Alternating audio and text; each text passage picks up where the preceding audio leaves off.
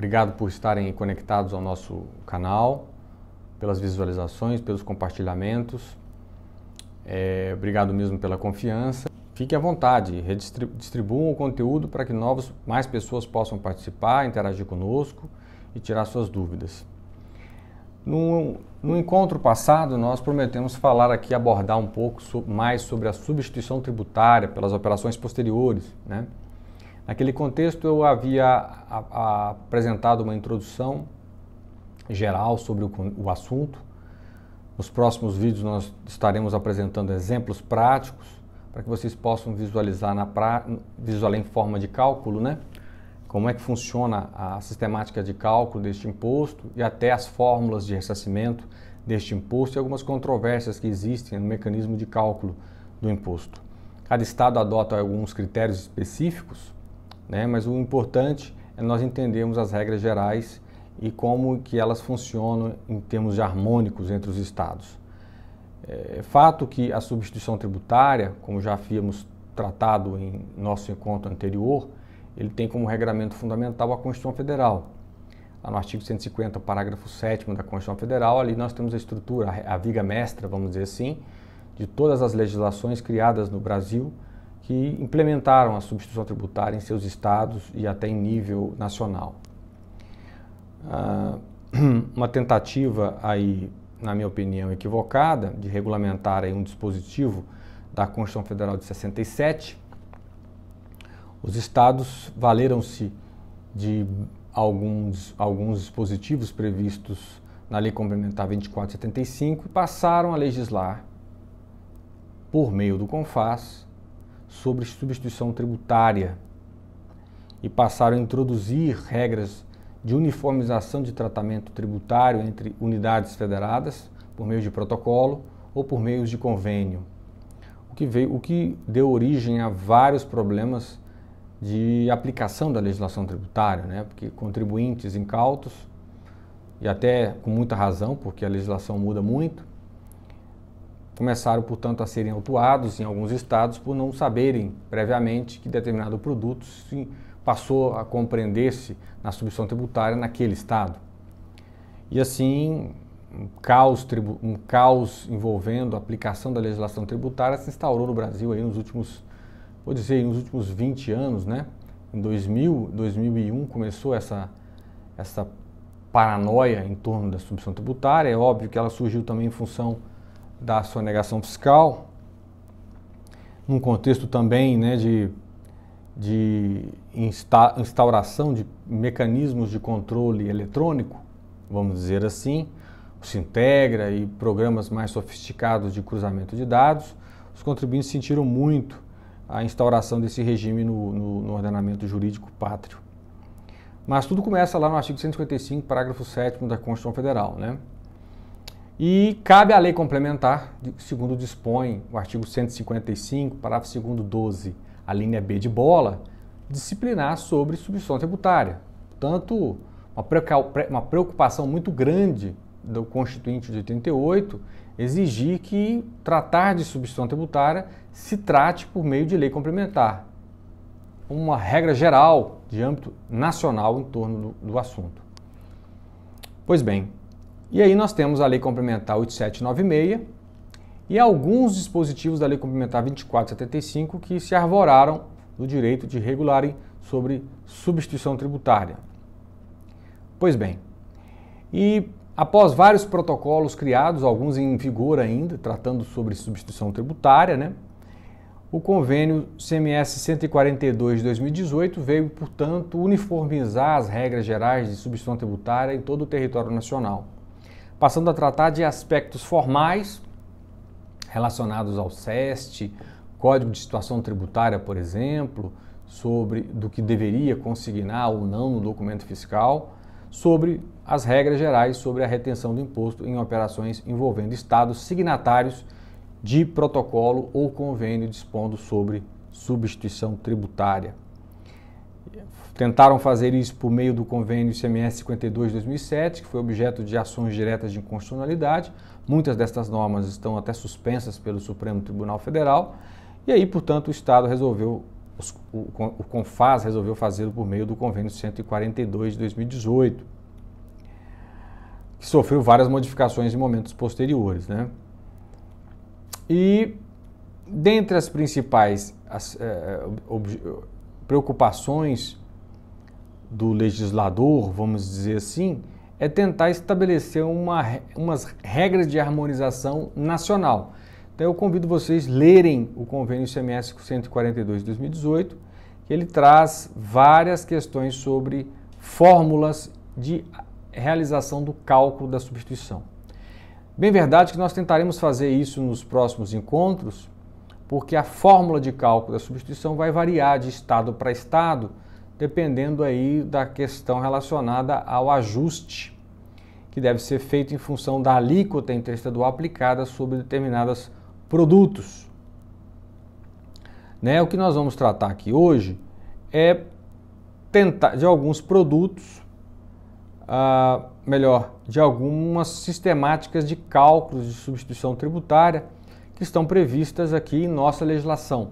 Por exemplo, que elas reproduzem basicamente o que consta na Lei Complementar 8796. Nós vamos falar aqui que o artigo 39 do anexo 8º do regulamento e seguintes do anexo 8º, eles disciplinam lá a composição da base de cálculo da substituição. Basicamente, a base de cálculo da substituição tributária pode ser por preço final a consumidor, único ou máximo, estabelecido por órgão público competente. É quem sugeriria a base de cálculo da substituição.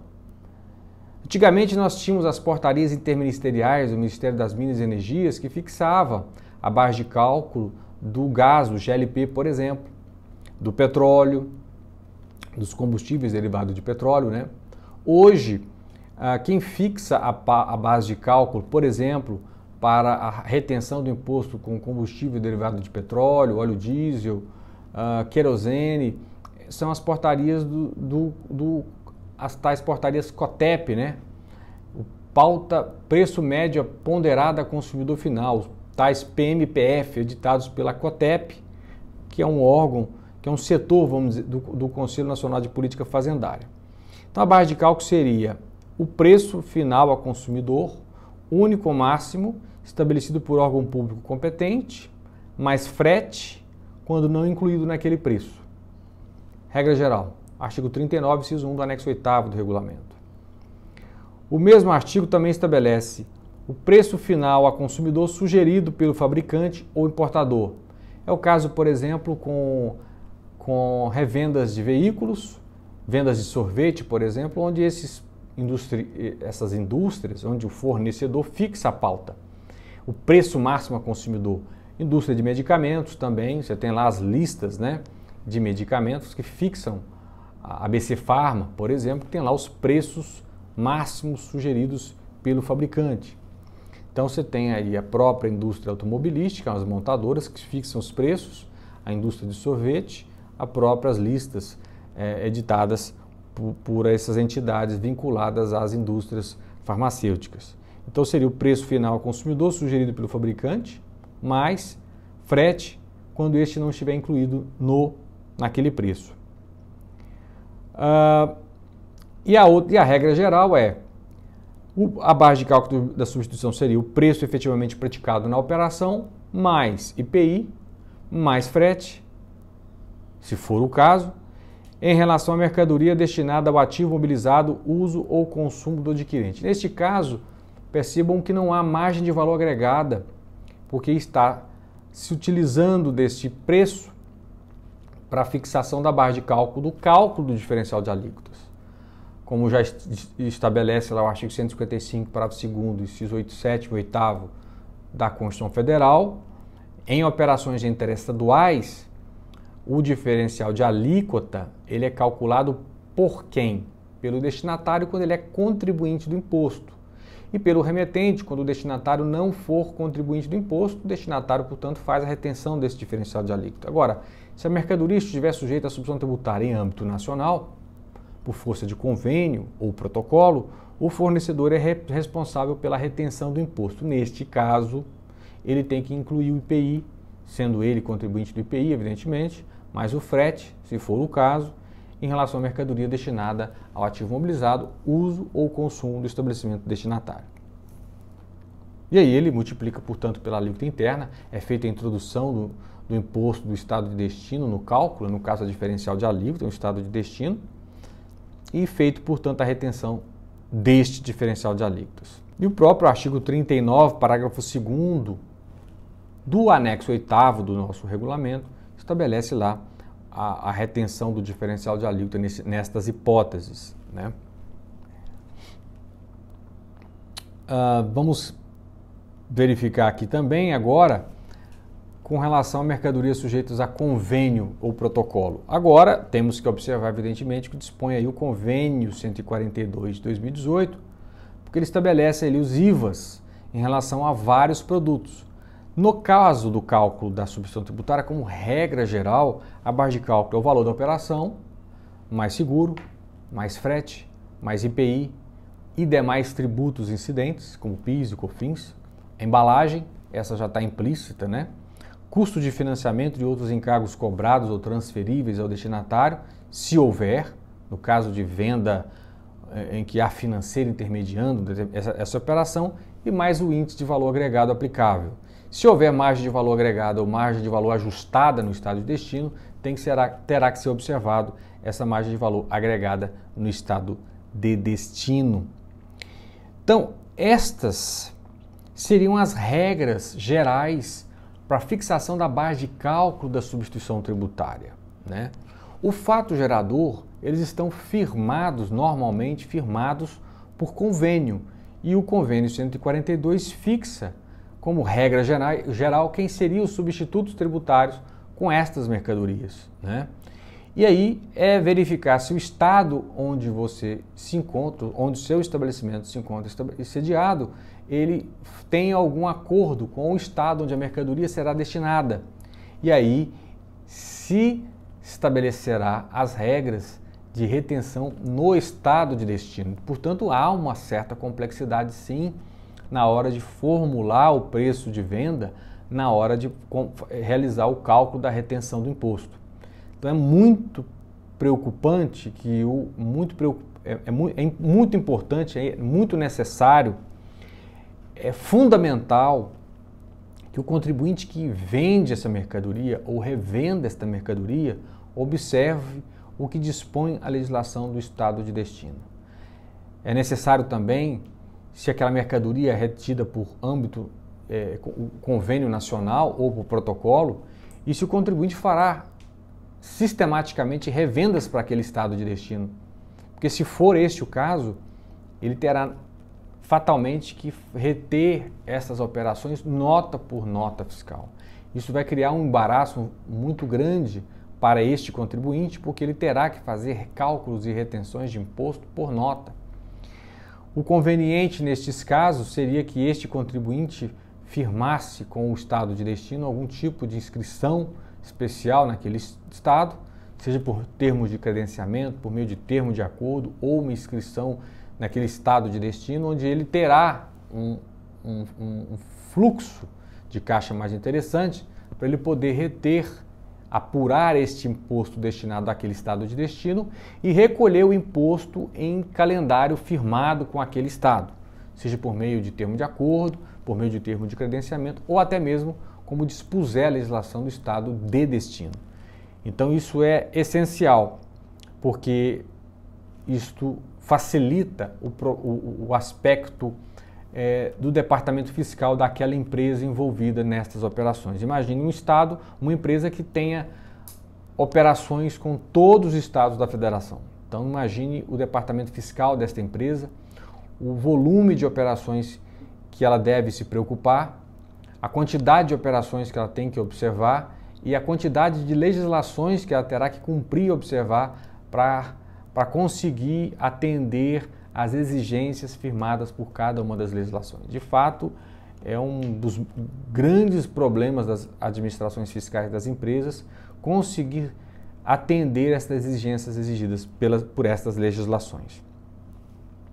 Eu acho que em função do tempo, em função da didática, esses aspectos gerais são importantes de serem observados. Isso tudo encontra-se lá no artigo 8º, artigo 6º e seguintes da Lei Complementar 8796, e em nossa legislação encontra-se no artigo 39 ao 42 do anexo 8º do regulamento. Nós vamos falar nos próximos encontros sobre quando o estabelecimento goiano, e o que eu quero tratar especificamente do goiano, quando ele assume a condição de substituto tributário, nas hipóteses em que ele adquire mercadoria de fora do Estado, cujo imposto ou parcela do imposto não tenha sido retida.